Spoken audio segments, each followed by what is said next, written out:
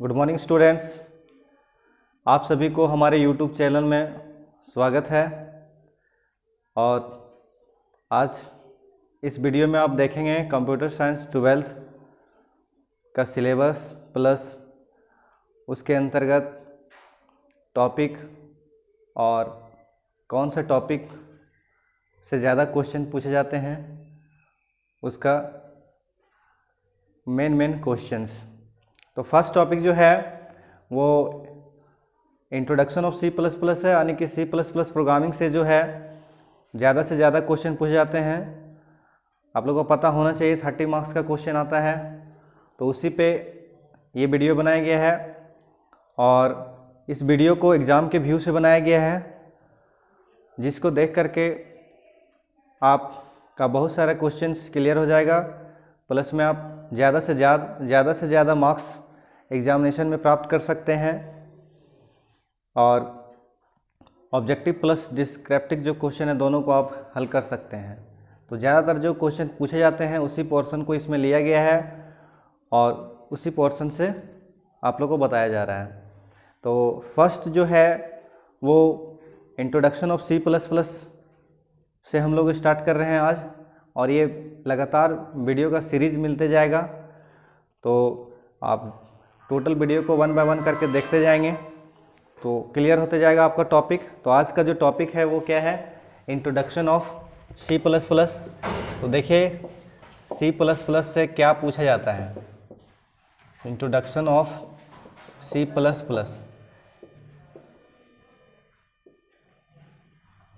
तो इसके अंतर्गत क्या पूछा जाता है कि C++ कैसा लैंग्वेज है। तो इसमें देखिए क्या क्या आपको याद रखना है, वही चीज़ हम यहाँ पे लिख रहे हैं।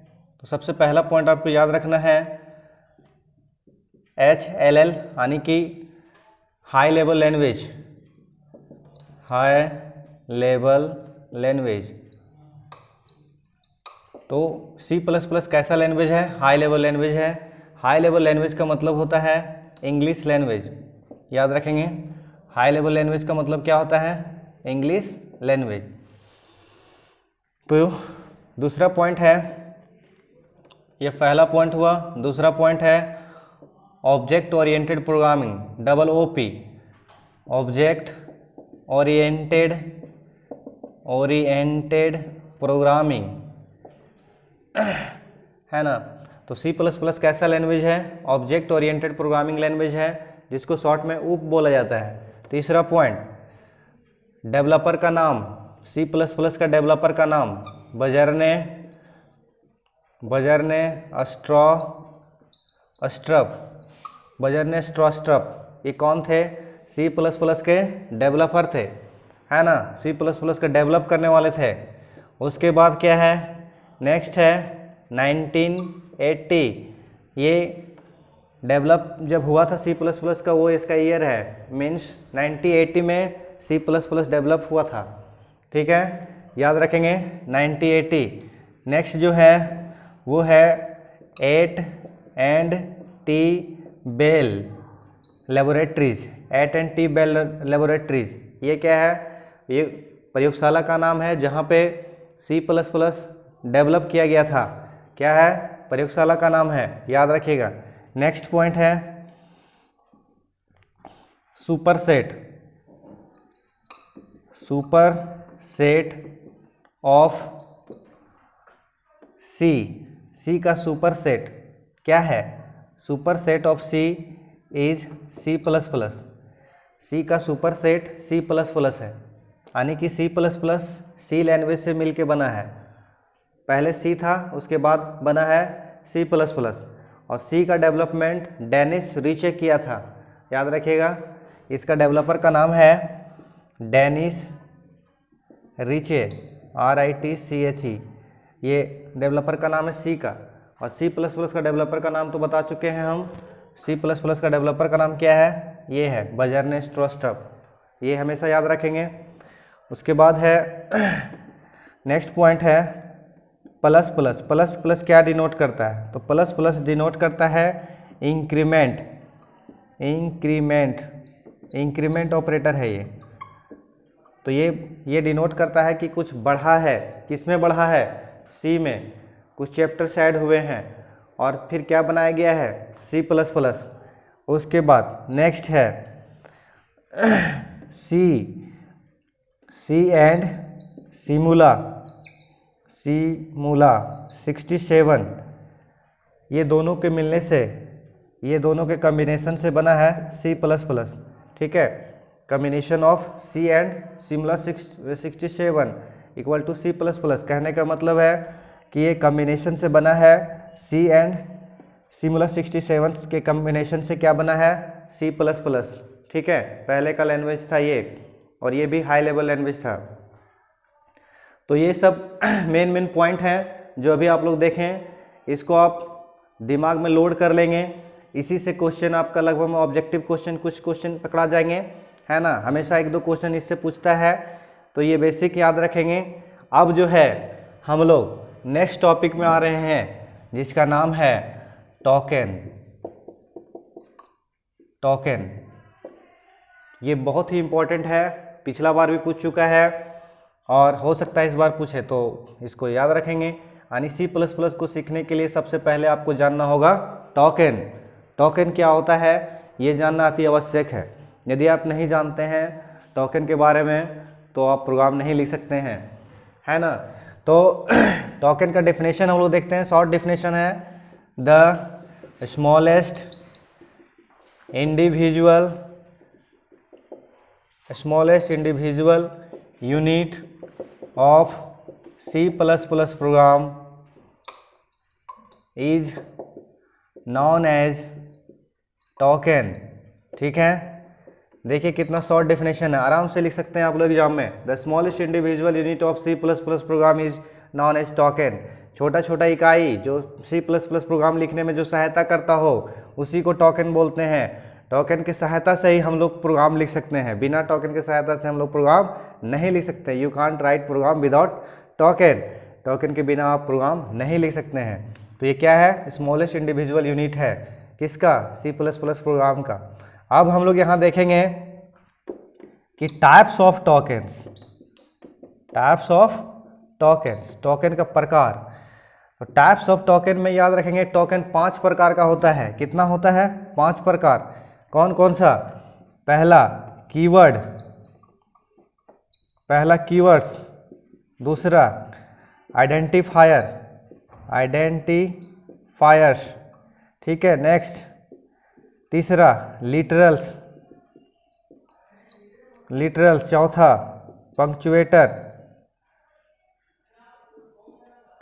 पंक्चुएटर्स, और लास्ट है वो है ऑपरेटर। तो इसको भी याद रखेंगे। लास्ट है क्या है? ऑपरेटर। तो ये टाइप्स ऑफ क्या है? टोकन है, इसको याद रखेंगे। टाइप्स ऑफ टोकन पहला क्या है? कीवर्ड, आइडेंटिफायर्स, लिटरल्स, ठीक है, पंक्चुएटर्स, ऑपरेटर्स। याद हो गया? लिटरल्स, आइडेंटिफायर्स, पंक्चुएटर्स, ऑपरेटर्स, ये 5 है। हो सकता है क्वेश्चन पूछे types of token, how many types of tokens? There are 5 types of tokens. First keyword, identifiers, literals, punctuator, operators. ठीक है, तो आप इसको डायरेक्टली 5 को नाम लिख सकते हैं। अब ये 5 के बारे में जानना है आपको कि है क्या। तो ये कुछ नहीं है, हम जो तरीका भी बताएंगे, जिस तरह से हम इसको बताएंगे, उसके बाद आपको इतना आसान लगेगा इस सब के बारे में कि आप सोच भी नहीं सकते हैं। तो देखिए कीवर्ड क्या है, इधर आप देख लिए, है ना। इसको आप चाहें तो आप उतार सकते हैं, मीन्स उतार लीजिएगा, है ना। रोक करके पॉज करके वीडियो आप उतार लीजिएगा ताकि आप बार बार देख लें, और एग्ज़ाम जब तक नहीं देते हैं तब तक इसको आप रिवाइज करते रहें, रेडियो जैसा सुनते रहें, तो ये हेल्प करेगा आपका एग्ज़ाम में। अब हम लोग कीवर्ड के बारे में देखते हैं। कीवर्ड क्या है ना। तो keywords are reserved word. Keywords are reserved words that is meaningful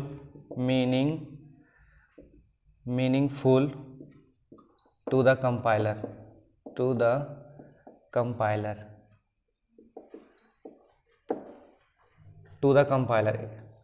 ये कंपाइलर जो मीनिंगफुल होता हो कंपाइलर के लिए, कंपाइलर पहले से जिसको जानता हो, रिजर्व हो, उसी को कीवर्ड बोलते हैं। और एक चीज़ याद रखिएगा, कीवर्ड हमेशा जो है वो स्मॉल लेटर में लिखाता है। It always written in small letter, ठीक है, स्मॉल लेटर हमेशा कौन सा लेटर में लिखाता है? स्मॉल लेटर में लिखाता है। ये याद रखेंगे, कीवर्ड हमेशा स्मॉल लेटर में लिखाता है। और C++ जो है वो कैश सेंसिटिव लैंग्वेज है। कैश सेंसिटिव का मतलब होता है जो स्मॉल और कैपिटल लेटर को भी रिकॉग्नाइज करता हो, उसको भी देखता हो, समझता हो, उसको कैश सेंसिटिव बोलते हैं। तो यदि स्मॉल जहाँ देना है वहाँ आपको स्मॉल ही देना होगा। जैसे इंट है ना, इंट आपको स्मॉल में लिखना है तो लिखना है। यदि आप कैपिटल में डाल दीजिएगा तो कंपाइलर इसको नहीं समझ पाएगा, इसको एरर बता देगा, गलत है। तो ये कैश सेंसिटिव है, जिसके वजह से इसको स्मॉल चाहिए तो स्मॉल ही देना होगा, कैपिटल आप नहीं दे सकते हैं, है ना। तो ये कीवर्ड है। कीवर्ड क्या है? रिजर्व वर्ड है, पहले से बना बनाया वर्ड है। कंपाइलर के पास ये रिजर्व वर्ड होता है, वो वर्ड को हम लोग कीवर्ड बोलते हैं। पहले से रहता है, उसका मीनिंगफुल सब कुछ जानते रहता है कंपाइलर पहले से। यदि उसमें आप कुछ चेंज कीजिएगा तो एरर बता देगा, बोलेगा ये मेरा वर्ड नहीं है, समझें। अब इसका कुछ एग्जाम्पल हम आपको दिखा रहे हैं, कुछ एग्जाम्पल हम आपको दे रहे हैं और कुछ आपको अलग से अभी दिखाएंगे, उसको आप कॉपी में नोट कर लीजिएगा, ठीक है। तो देखिए कुछ एग्जाम्पल है, जैसे इंट है, ब्रेक है, ठीक है, उसके बाद फोर है, फ्लोट है,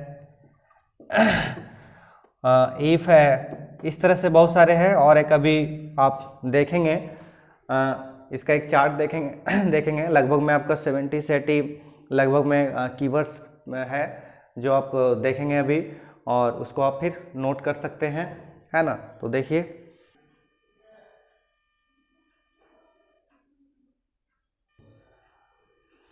अभी जो पिक्चर आप देखें वो कीवर्ड का था, रिजर्व कीवर्ड का था। उससे उसको देख लेंगे और उसको याद कर लेंगे, उससे मैक्सिमम क्वेश्चन आ सकता है आपका। और उसको जज कर लीजिएगा, टोटल जो भी होगा सब स्मॉल लेटर में याद लिखाएगा। ये तो पहले समझ चुके हैं। अब हम लोग जो है दूसरे कीवर्ड्स पे आ रहे हैं, मतलब दूसरे टोकन पे आ रहे हैं, वो है आइडेंटिफायर्स, ठीक है। तो ये समझ गए हैं। देखिए आइडेंटिफायर्स क्या है।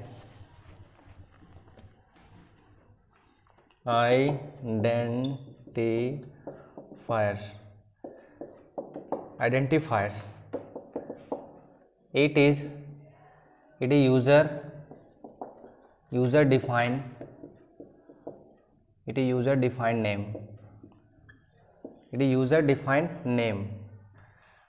यूजर के द्वारा डिफाइन किया गया नाम है आइडेंटिफायर। इसमें जो है आप स्मॉल लेटर का इस्तेमाल कर सकते हैं, प्लस कैपिटल लेटर का इस्तेमाल कर सकते हैं, है ना। देखिए A to Z इस्तेमाल कर सकते हैं स्मॉल में, प्लस कैपिटल में भी इस्तेमाल कर सकते हैं, और डिजिट यूज़ कर सकते हैं 0 to 9, और अंडरस्कोर यूज़ कर सकते हैं आप, है ना। याद रखेंगे अंडरस्कोर का स्पेशली यूज़ किस में होता है? आइडेंटिफायर में होता है। ये है अंडरस्कोर। इसका कुछ रूल है, देख लीजिए कैसे इसमें आइडेंटिफायर को कैसे पहचानेंगे। जैसे कि इसमें कोई भी लेटर जो है वो डिजिट से स्टार्ट नहीं होना चाहिए। जैसे जब भी आप आइडेंटिफायर में कोई भी नाम ले तो अल्फ़ाबेट होना चाहिए, जैसे ABC, ये सही है ना। फिर कैपिटल में भी ले लिए वो भी सही है, और यदि हम अंडरस्कोर के साथ ले लेते हैं तो वो भी सही है ना, ये सही है। और यदि हम इस टाइप से यदि लेते हैं तो कोई प्रॉब्लम नहीं है। बट जैसे हम ले लिए 32AB, तो ये गलत है, यानी कि पहले डिजिट नहीं होना चाहिए, डिजिट इसमें एकदम नहीं होना चाहिए फर्स्ट में, तो ये गलत हो जाएगा। और इसमें दूसरा सिंबल नहीं होना चाहिए, जैसे मान लीजिए @ABC लिखें, ये भी गलत है, ऐसा नहीं होगा, सिर्फ अंडरस्कोर ही इसमें चल सकता है बस। तो ये सब आप दिमाग में बैठा के रखेंगे कि इसमें small letter capital letter mix करके यूज़ कर सकते हैं, और एक स्पेशल सिंबल का यूज होता है, वो है अंडरस्कोर। ये आपका रूल है, समझ गए। वैलिड आइडेंटिफायर और इनवैलिड आइडेंटिफायर, ये आपका वैलिड है और ये है इनवैलिड, ठीक है। तो ये इस तरह से यदि क्वेश्चन आता है तो आप इसको हैंडल करेंगे, कैसे वैलिड और कैसे इनवैलिड है।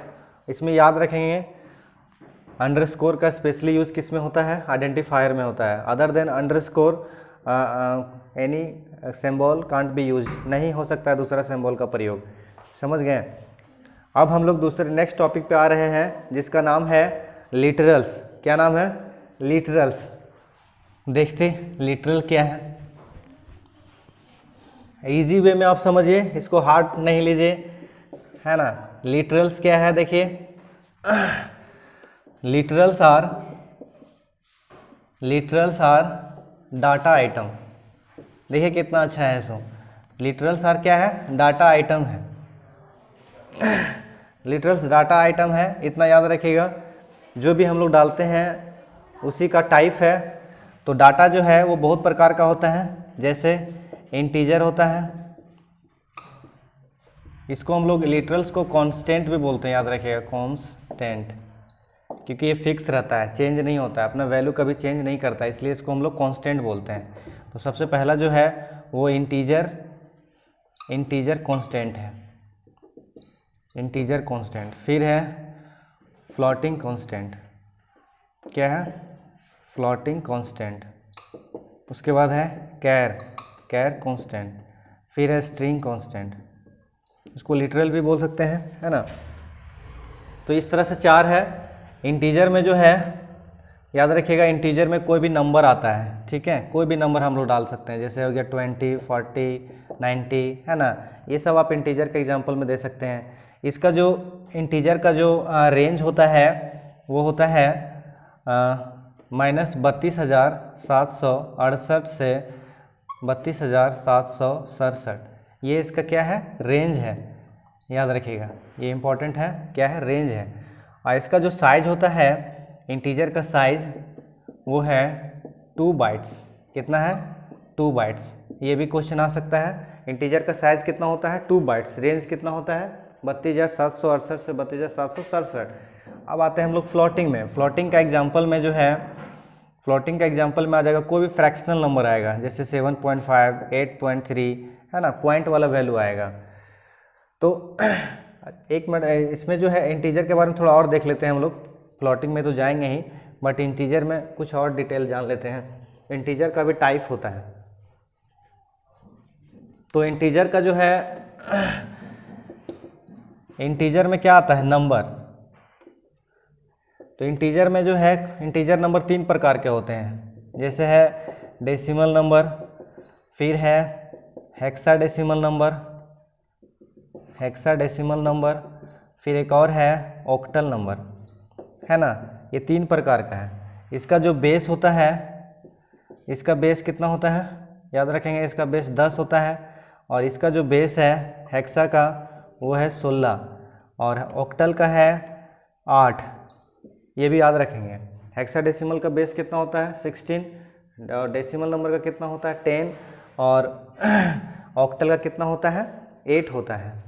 तो ये तीनों में जो भी नंबर आते हैं, जैसे इसमें 0 to 9 आता है ना। हेक्सा में आपका आता है 0 to 9 और A to F आता है, ठीक है। ये आपका हेक्सा में आता है। टोटल कितने होते हैं? 16 होते हैं। और ऑक्टल में आता है टोटल 8 होता है। तो कौन कौन सा होता है? 0 to 7 ये है। तो इस चीज़ को याद रखेंगे। अब हम लोग जैसे कि कैसे,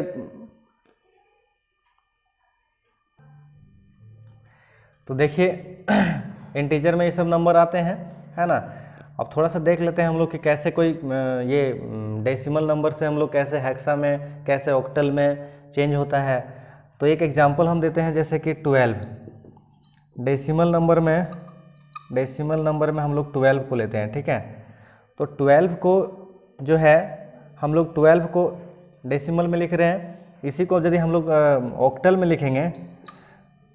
लिखेंगे तो कैसे लिखेंगे? इसी को ऑक्टल में लिखेंगे तो 014 लिखाएगा, ठीक है। अब बोलिएगा 014 कैसे लिखा है? तो इसका चेंज करने का मेथड है।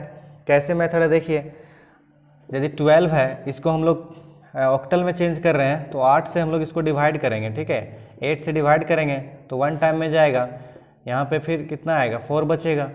तो ये 1 और 4 आ गया, वो यहीं से हम 1 और 4 यहाँ लिख दिए, और 0 इसका पहचान है, ऑक्टल का पहचान है, ये फिक्स वैल्यू है। मीन 0 ऑक्टल नंबर यदि आप लिख रहे हैं तो सबसे पहले आपको 0 लिखना होगा, और 1 4 यहाँ से लिखें हम लोग 8 से डिवाइड करके, ठीक है।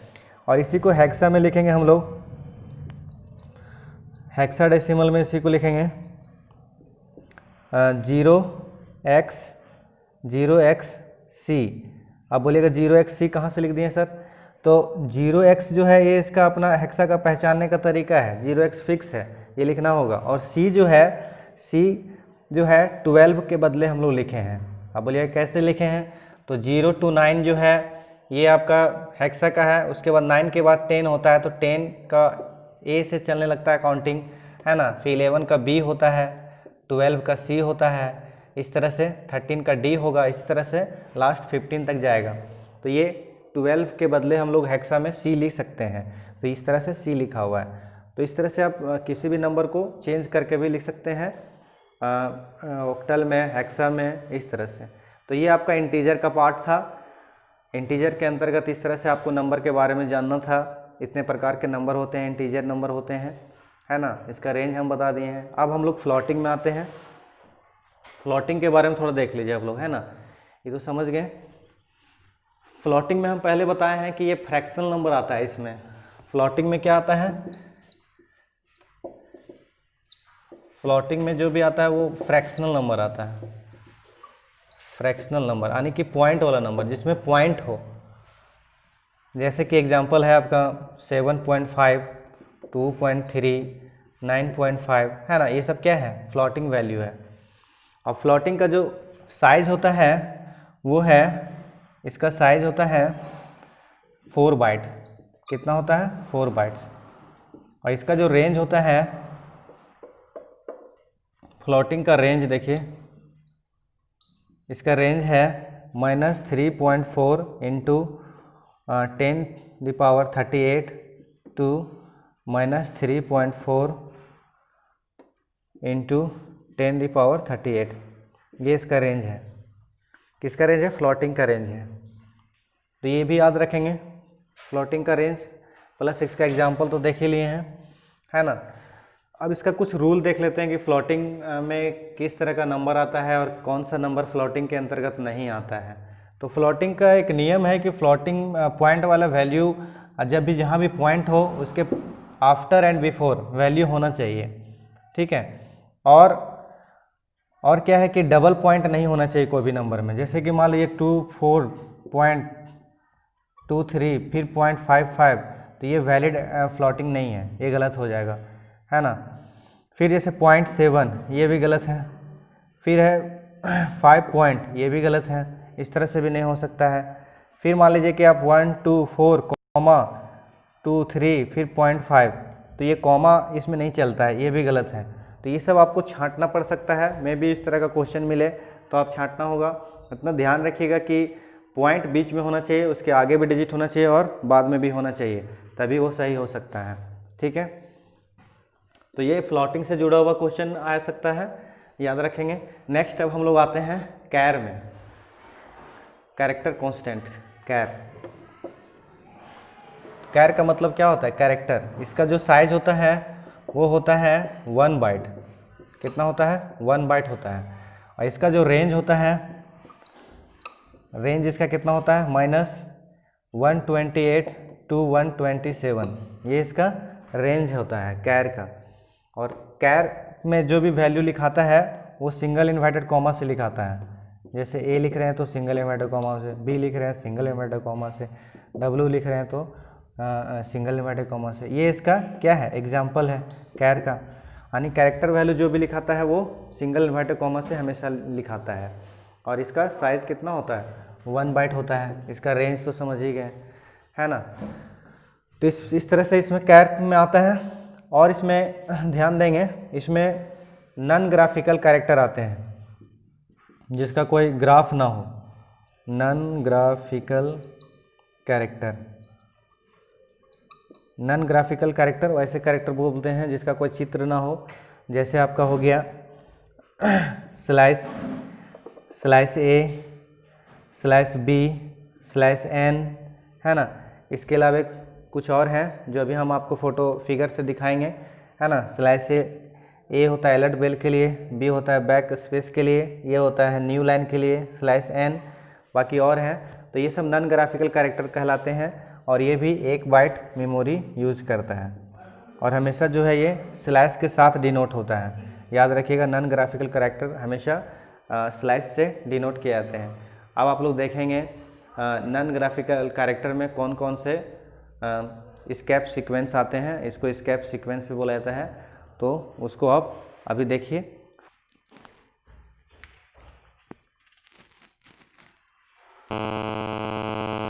स्केप सीक्वेंस में जो आप लोग देखें, जो भी पिक्चर देखें उसको आप याद कर लेंगे। इससे एग्जामिनेशन में हमेशा क्वेश्चन आते हैं, 1-2 क्वेश्चन हमेशा पूछे जाते हैं, तो उसको आप याद कर लेंगे कि कौन सा किसका क्या काम है। जैसे आपको आएगा स्लैश एन, इसका क्या यूज़ है, तो ये न्यू लाइन के लिए यूज़ होता है ना।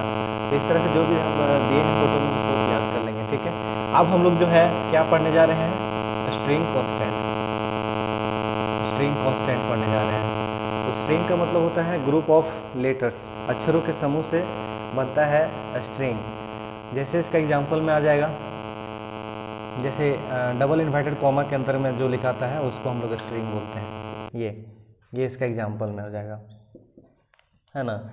याद रखेंगे, स्ट्रिंग कांस्टेंट हमेशा डबल इन्वर्टेड कॉमा में लिखाता है और इसके पीछे एक नल कैरेक्टर छिपा रहता है, एक नल कैरेक्टर हमेशा छिपा रहता है। यानी कि इसका देखा जाए, यदि साइज़ का बात करें कि इसमें कितना साइज़ है, इसका साइज़ कितना है, तो यहाँ से हम लोग 1 काउंट करेंगे, यहाँ 2, यहाँ 3 और एक नल कैरेक्टर 4, यानी कि टोटल इसमें कितना हो जाएगा 4 बाइट, ठीक है, 4 बाइट्स। तो इस तरह से क्वेश्चन आते हैं। जैसे मान लीजिए क्वेश्चन रहा @ABC फिर अंडरस्कोर AB, पूछेगा इसमें कितना मेमोरी है, मतलब कितना बाइट इसमें यूज हो रहा है। तो आप इसको सीधा सीधी काउंट करेंगे, 1 2 3 4 और एक ये 5 6 7 और एक एक्स्ट्रा क्या है, नल कैरेक्टर इसके अंतर्गत है। तो टोटल कितना हो जाएगा, 1 2 3 4 5 6 7 और एक ये 8 बाइट इसका आंसर होगा, ठीक है। तो इस तरह से याद रखेंगे। कुछ इस तरह से क्वेश्चन हमेशा परीक्षा में आते हैं, तो आपको इसको इस हिसाब से हैंडल करना होगा। इसमें कुछ पॉइंट यही है कि स्ट्रिंग मतलब ग्रुप ऑफ लेटर्स, अक्षरों के समूह से जो बनता है उसको स्ट्रिंग बोलते हैं, और सिंगल कैरेक्टर रहेगा तो उसको कैरेक्टर बोलते हैं, है ना। और दूसरा चीज़ है कि ये बाइट से लेकर के ये क्वेश्चन पूछता है कि कितना बाइट है, तो ये तो समझ ही गए, एक एक्स्ट्रा लेके चलना है, नल कैरेक्टर इसमें छिपा रहता है, उसको भी काउंट कर लेना है। नेक्स्ट, हाँ, तो स्ट्रिंग कांस्टेंट में आप लोग देख चुके हैं कि डबल इन्वर्टेड कॉमा से ये होता है, लिखा जाता है, इसमें ग्रुप ऑफ लेटर्स होते हैं, ये सब देख चुके हैं। एक चीज़ छूट जा रहा था, देखिए फ्लोटिंग कांस्टेंट को रियल कांस्टेंट में बोलते हैं, ये याद रखिएगा। और एक चीज़ और छूटा है, टोकन। टोकन का दूसरा नाम है लेक्सिकल यूनिट, लेक्सिकल यूनिट के नाम से भी इसको जानते हैं, ये भी याद रखिएगा। यदि टोकन ना लिखा हुआ हो और यदि लेक्सिकल यूनिट लिखा हुआ हो तो हम लोग टोकन को ही समझेंगे, ठीक है। तो ये सब पॉइंट्स हैं जो आपको कंफ्यूज कर सकते हैं। हो सकता है फ्लोटिंग के जगह पे रियल कांस्टेंट लिखा हुआ हो, तो आप हो सकता है कि आप नहीं समझ पाएँ कि रियल कांस्टेंट क्या है, तो फ्लोटिंग को ही बोलते हैं। टोकन के जगह पे लेक्सिकल यूनिट लिखा हो तो आप नहीं समझ सकें तो गड़बड़ा सकते हैं। तो इसलिए इसमें कंफ्यूज नहीं होना है, अनदर नेम है, इसलिए कोई टेंशन नहीं लेना है, ठीक है। क्वेश्चन जैसे आ सकता है, what is different between keyword and identifiers, तो आप डिफिनेशन सीधा सीधी लिख देना है आपको, और प्लस में एग्जांपल दे देना है, और अपने से भी कुछ बना के आप लिख सकते हैं उसमें, है ना। तो कोई दिक्कत नहीं है, सब्जेक्टिव क्वेश्चन को भी आप हैंडल कर सकते हैं, लेकिन समझे हुए रहेंगे। तो अब जो है हम लोग टोटल देख चुके हैं लिटरल्स में क्या क्या था, लिटरल्स में क्या क्या था देख चुके हैं, इंटीजर कांस्टेंट था, फिर फ्लोटिंग कांस्टेंट था, ये सब देख चुके हैं। अब हम लोग आ रहे हैं चौथा नंबर में जो था टोकन का पार्ट, क्या था, पंक्चुएटर था,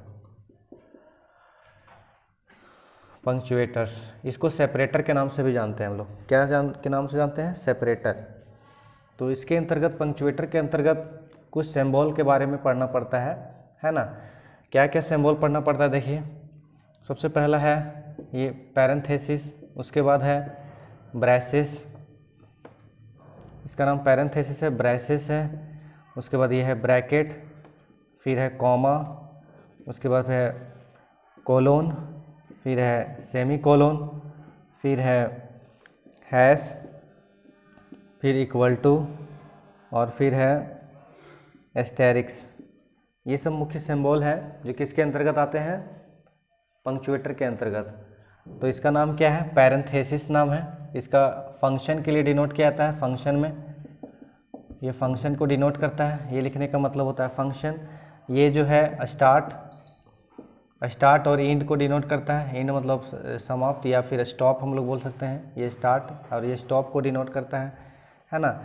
ये एरे में यूज़ किया जाता है, स्पेशली इसका ब्रैकेट का यूज़ जो है एरे में किया जाता है। इसका नाम क्या है, ब्रैकेट है, BRACKETS है ना, ब्रैकेट्स। ये है ब्रैसेस, जिसको हम लोग करली ब्रैसेस भी बोलते हैं, करली ब्रैसेस। और इसका नाम क्या बताए थे, पैरेंथेसिस। पैरेंथेसिस याद रखिएगा, गड़बड़ाइएगा नहीं। इसका नाम क्या है, कॉमा। ये सेपरेट करता है ना, सेपरेटर के नाम से जानते हैं हम लोग। ये क्या करता है, सेपरेट करता है, किसी भी डाटा आइटम को सेपरेट करता है, वेरिएबल को सेपरेट करता है, फंक्शन के अंदर यूज होता है ना। जैसे हम लोग A, B है ना, तो ये अलग अलग करता है, सेपरेट किया। फिर ये इसका नाम है कोलोन। ये लेबल स्टेटमेंट है, इसको लेबल स्टेटमेंट भी बोला जाता है, ठीक है, लेबल स्टेटमेंट है। ये है सेमी कोलन, सेमी कोलन। ये एंड ऑफ स्टेटमेंट यूज होता है, एंड ऑफ स्टेटमेंट किसी भी स्टेटमेंट के अंत में लगता है। ये है हैश, ये है प्री प्रोसेसर, प्री प्रोसेसर है। ये प्री प्रोसेसर है, पहले यूज़ किया जाता है हेडर फाइल में, सबसे पहले इसी का प्रयोग किया जाता है। ये है इक्वल टू साइन है ना, क्या है, इक्वल टू साइन। इसको असाइनमेंट ऑपरेटर भी बोलते हैं, असाइनमेंट ऑपरेटर। ये किसी वैल्यू को असाइन करता है ना, किसी वेरिएबल में ले जाता है। ये है इसका नाम है एस्टेरिक्स, एस्टेरिक्स नाम है, एस्टेरिक्स नाम है। इसका स्पेशली यूज कहाँ होता है, पॉइंटर में होता है। तो ये सब याद रखेंगे। ये पूछा जा सकता है नाम प्लस में यूज कहाँ किसका यूज होता है, फंक्शन में यूज होता है, स्टार्ट एंड डिनोट करता है, एरे में यूज होता है, सेपरेटर है, लेबल स्टेटमेंट है, एंड ऑफ स्टेटमेंट है, टर्मिनेटर भी इसको बोलते हैं हम लोग, है ना, प्री प्रोसेसर है, असाइनमेंट ऑपरेटर है कि किसी वैल्यू को असाइन करता है, ये पॉइंटर है। तो ये सब याद रखेंगे। किसी भी तरह से कहीं से भी क्वेश्चन आएगा आप इसका जवाब दे दीजिएगा, है ना। नेक्स्ट आप लोग लास्ट पॉइंट हम लोग आ रहे हैं जिसका नाम है ऑपरेटर। नाम से कैसा लग रहा है ऑपरेटर, ऑपरेटर मतलब कोई कुछ ऑपरेट करता हो, कुछ चलाता हो, कोई काम करता हो, उसको ऑपरेटर बोलते हैं, ठीक है। क्या है, ऑपरेटर। तो ऑपरेटर जो ऑपरेट करता हो, कुछ वर्क को करता हो, उसको ऑपरेटर बोलते हैं। ऑपरेटर को 3 कैटेगरी में बांटा गया है। सबसे पहला है यूनरी ऑपरेटर, दूसरा है बाइनरी ऑपरेटर और तीसरा है टर्नरी ऑपरेटर, ठीक है। 3 प्रकार का है। कौन कौन है, सबसे पहला यूनरी, बाइनरी, टर्नरी। तो यूनरी में बहुत सारे सिंबल आते हैं, जैसे है यूनरी प्लस, है ना, यूनरी प्लस, यूनरी माइनस, गुना, भागा, है ना, डबल प्लस, डबल माइनस। इसके अलावा एंड है, एंड ऑपरेटर भी आता है इसके अंतर्गत। तो ये यूनरी प्लस है, यूनरी माइनस है, सबके आगे यूनरी। और ये क्या करता है, इसका डेफिनेशन याद रखिएगा। यूनरी ऑपरेटर क्या होता है, देखिए यूनरी ऑपरेटर जो है, those operator who work with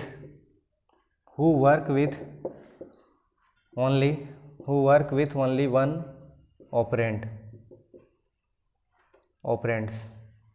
who work with only one operand, that is called क्या, यूनरी ऑपरेटर। वैसा ऑपरेटर जो वो एक ही ऑपरेंड पे काम करता हो। ऑपरेंड और ऑपरेटर अलग होता है, ठीक है। एक देख लेंगे इधर, ऑपरेटर अलग चीज़ है। ऑपरेटर मतलब हो गया जो ऑपरेट करता है, जैसे प्लस, माइनस, गुना, भागा, ये सब ऑपरेटर हो गया। और ऑपरेंड होता है, ऑपरेंड्स, ऑपरेंड होता है कोई नाम, जैसे ए बी सी ये सब है ना, इसको हम लोग ऑपरेंड बोलते हैं, इसको ऑपरेटर बोलते हैं। तो यूनरी ऑपरेटर क्या करता है, हमेशा एक ही ऑपरेंड पे काम करता है, जैसे प्लस ए प्लस बी है ना, प्लस प्लस ए माइनस माइनस ए। तो देख रहे हैं हमें एक ही ऑपरेंड है, यहाँ भी ए है, यहाँ भी है, यहाँ भी है, एक ही ऑपरेंड पे वर्क करता है। तो याद रखेंगे टर्नरी ऑपरेटर यूनरी ऑपरेटर जो है वो सिर्फ एक ही ऑपरेंड पे वर्क करता है ना। इसी का जस्ट उल्टा बाइनरी ऑपरेटर है, तो बाइनरी दो ऑपरेंड पे वर्क करता है हमेशा, है ना। तो यूनरी समझ में आ गया, कितना किसके लिए कितना ऑपरेंड चाहिए, ओनली वन ऑपरेंड, जैसा कि एग्जांपल दिया जा रहा है। अब हम लोग देखते हैं क्या, बाइनरी ऑपरेटर। तो बाइनरी ऑपरेटर क्या है, बाइनरी ऑपरेटर जो है वो है those operator who works with two operands,